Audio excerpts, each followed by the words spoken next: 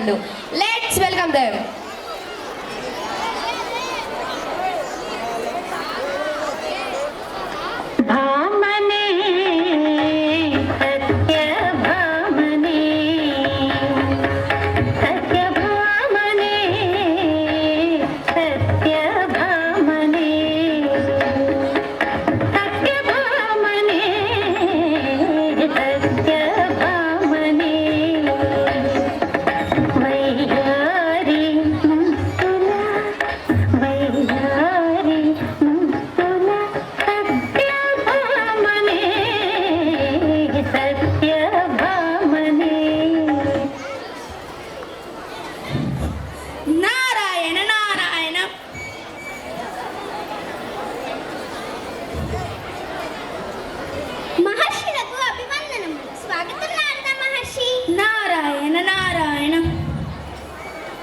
సత్యభామాదేవి గారు చాలా ఆందోళనలో ఉన్నట్టున్నారు.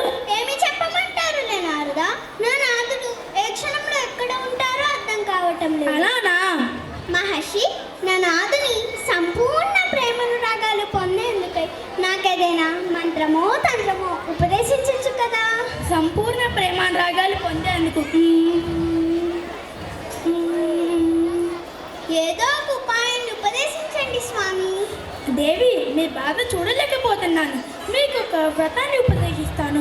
పుణ్యక వ్రతం అనేది ఒకటి ఉంది.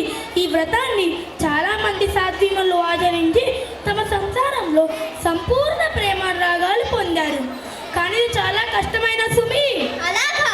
ఏ వ్రతమైనా ఈ సత్యభామకు భారమేమి కాదు. దేవి, బాగా ఆలోచించుకో. ఈ వ్రతం నియమం ప్రకారం శ్రీకృష్ణుని ఎవరికైనా బ్రహ్మర్షికి కానీ దేవర్షికి కానీ దానమిచ్చి మళ్ళీ వ్రతం ముగిసిన తరువాత అతని పరుగుతో సరితూగల ధనమైన ధనేతరమైన ఇచ్చి తన భక్తిని తీసుకోవచ్చు.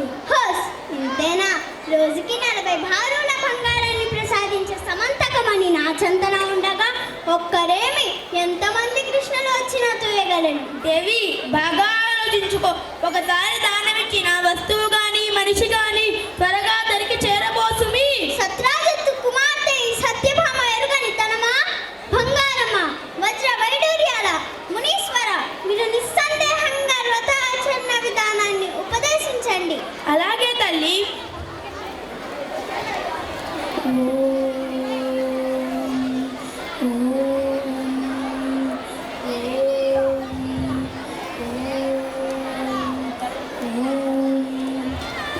ధన్యవాదాలు స్వామి.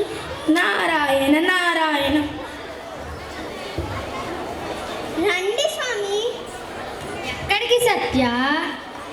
స్వామి, మిమ్మల్ని ఆ నారదునికి దానం ఇస్తున్నాను.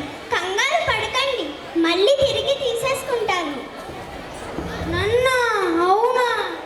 నారాయణ నారాయణ. ఓహో, ఇది కలహభోజనుడి పనియా? దానం ఇస్తున్నావా తల్లి? ఇస్తున్నా. మహాప్రసాదం తల్లి. శ్రీకృష్ణుని దానమిచ్చితివి. సుఖీ భవ. నారాయణ నారాయణ. దేవి, నేను ఇప్పుడు నారద